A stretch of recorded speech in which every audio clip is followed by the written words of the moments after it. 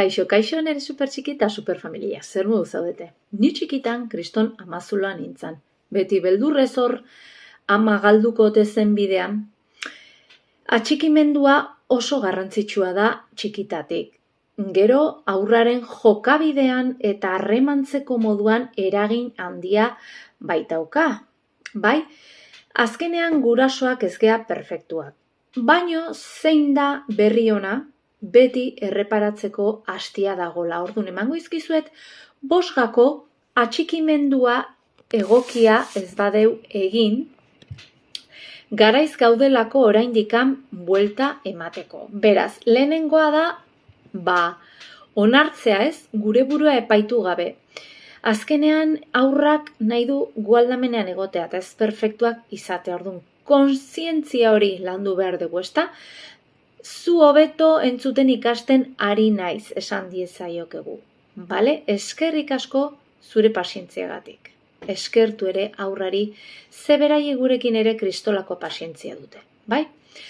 2. gakoa, emozionalki hor egon behar dugu, agian ez gea egon, lehenago, eta naiz eta gure seme-alaba haurtxoa ez izan, oraindikan behar du begirada, behar du entzutea eta arreta behar du. Orduan, goazen hor lan egitea. 3.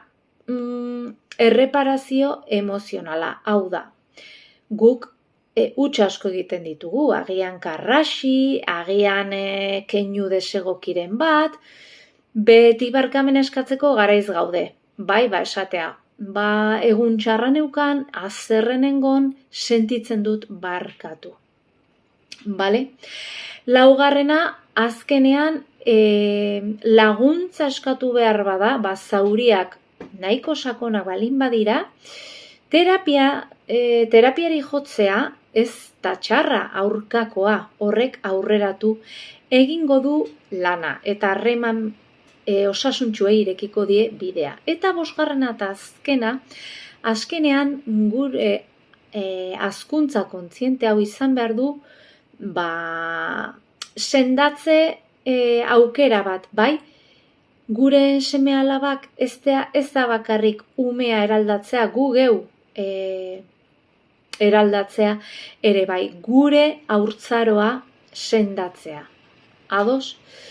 Bueno, espero dut gustatu izana 5 gako hauek eta ikasten jarraitzen dugu. Muixo handi bat.